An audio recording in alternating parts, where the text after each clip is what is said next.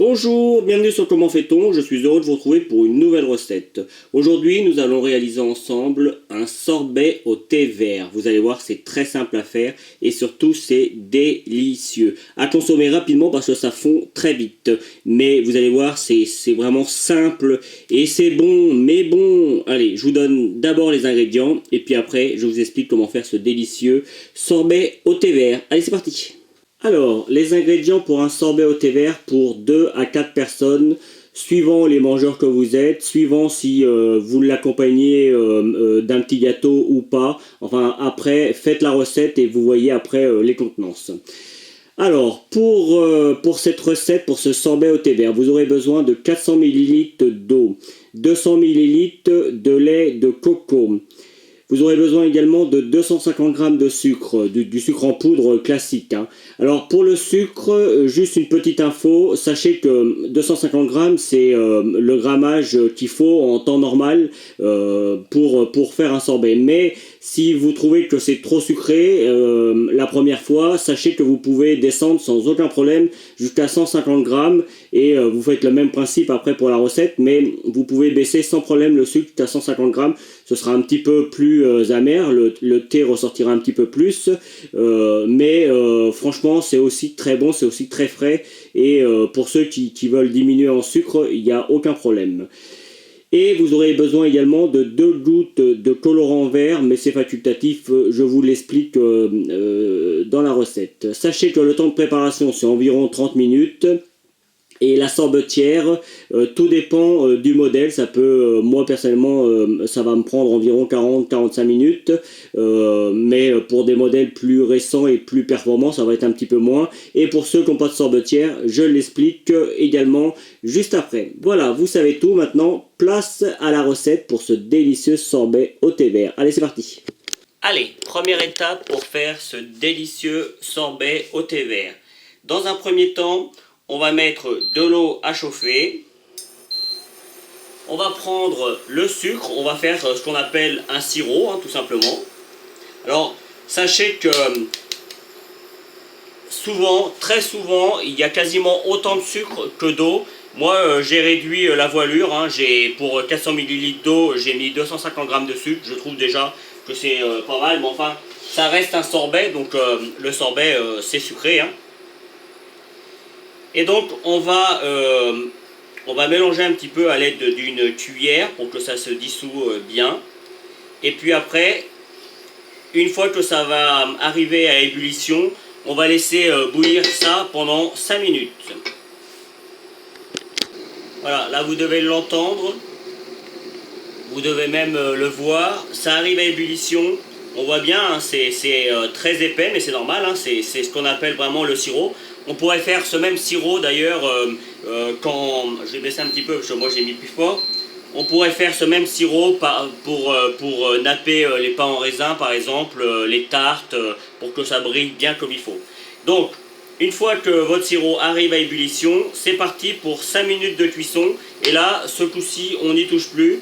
On met à feu normal, hein, moi je vais mettre à 5 sur ma plaque, vous voyez, ma plaque allonge jusqu'à 10. Et je laisse cuire ça pendant 5 minutes. Ça va épaissir un petit peu le sirop et ça va être meilleur. Allez, c'est parti pour 5 minutes de cuisson. Mon sirop est maintenant chaud. Deuxième étape, on va mettre l'été à infuser. Simplement, alors vous voyez, moi pour que ce soit facile à enlever, tout simplement, je prends une cuillère et hop. Par contre, il faut faire quand même en sorte que tout aille bien au fond. Normalement ça y va, hein. Et là c'est parti pour 10 minutes, 10 bonnes minutes. Et puis après on regardera la couleur. Mais moi comme je veux quand même que ça ressemble il faut que tout de suite quand on le déguste, on a l'idée que c'est du thé vert. Donc je rajouterai probablement un petit peu de colorant vert. Enfin, le colorant vert, si on n'en met pas beaucoup, c'est pas une catastrophe. Alors si vous en avez si vous trouvez du colorant naturel, c'est encore mieux. Mais Mais voilà, après vous pouvez très bien laisser la couleur classique du thé vert, hein. C'est vraiment une question de choix. Donc là c'est parti pour 10 minutes, et pareil, on touche à rien pendant 10 minutes. Voilà, 10 minutes ont passé, vous voyez, on a une jolie couleur, mais évidemment c'est une couleur, ça, si vous la laissez comme ça rappelle pas trop le thé. On a par, comment je pourrais dire, vous voyez, on appuie bien juste avant que je finisse ce que j'étais en train de dire, pour vraiment bien mettre tous nos arômes, et hop. Sachez que les sachets de thé, vous pouvez les récupérer pour faire plein de choses. Allez voir sur internet, vous allez voir, vous allez trouver plein d'astuces pratiques avec les sachets de thé. Donc moi, juste avant de laisser refroidir, et là je vais laisser facilement 1 heure et demie pour que ça refroidisse bien, pour qu'on puisse rajouter le lait de coco, et puis après qu'on puisse le passer à la sorbetière, et je vous expliquerai comment faire si vous n'avez pas de sorbetière. Vous allez voir, c'est pas un problème. Alors le problème avec les colorants, c'est qu'on s'en met toujours partout sur les doigts. Alors là, je ne vais pas en mettre beaucoup, je vais mettre juste 2 gouttes. 1, 2, voilà. J'en mets pas plus. C'est vraiment histoire de dire. Je vais prendre mon petit fouet. Et vous voyez tout de suite, on a l'idée de ce que l'on se fait de la menthe, c'est-à-dire vert, quoi.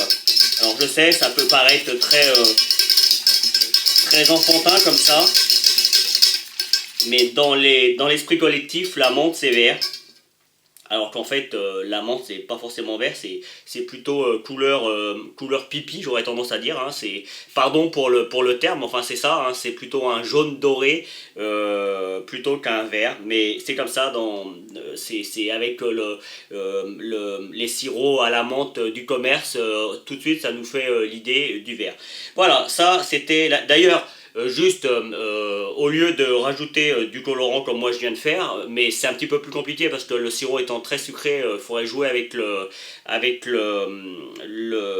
comment dire, avec le sucre. Mais vous pourriez rajouter également un petit peu de sirop de menthe, ça serait également très bien. Donc là maintenant, c'est parti pour, moi je vais mettre un torchon dessus pour éviter que des insectes ou autres soient attirés par le sucre. Et puis je vais laisser reposer 1 heure et demie avant de continuer la recette. Ma préparation a bien refroidi. On va maintenant prendre le lait de coco et on va le rajouter à notre préparation. Ça va apporter une touche supplémentaire. Alors, vous pourriez rajouter également un petit peu de jus de citron si vous aimez quelque chose un petit peu acidulé. Voilà, le sorbet, je dirais la préparation du sorbet est prête puisqu'il deviendra sorbet à partir du moment où ça va devenir gelé. Alors moi, j'ai une petite sorbetière que l'on trouve partout, hein, vous savez, c'est avec les bacs, vous voyez, c'est le bac que l'on met au congélateur, hop.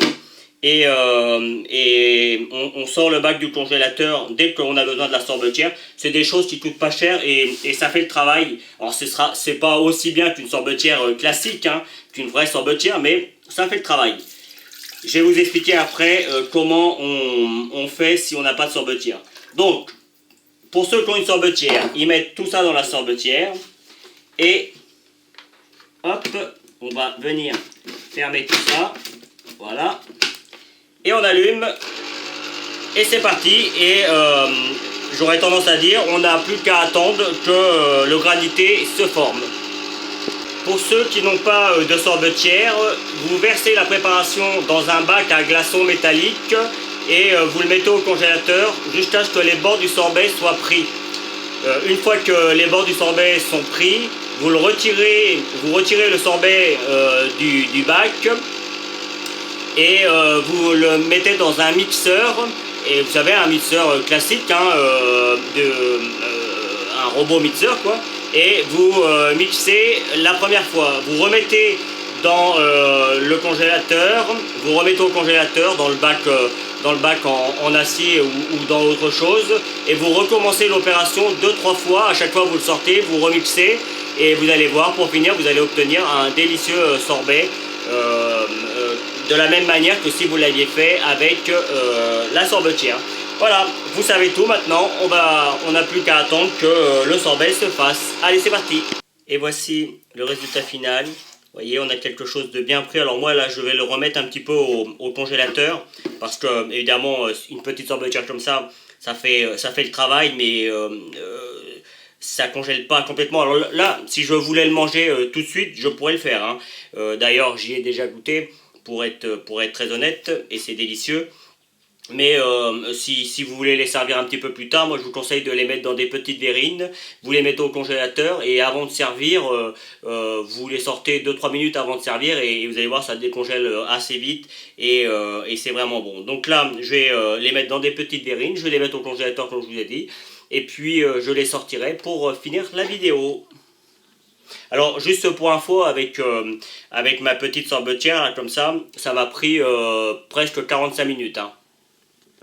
Et voici le résultat après une petite heure au congélateur. Alors comme vous pouvez le voir également, je vous conseille d'utiliser des verrines qui sont froides. Vous les mettez au congélateur parce que sinon décompose, ça fond très vite, hein, c'est normal, c'est du sorbet, c'est fait pour ça.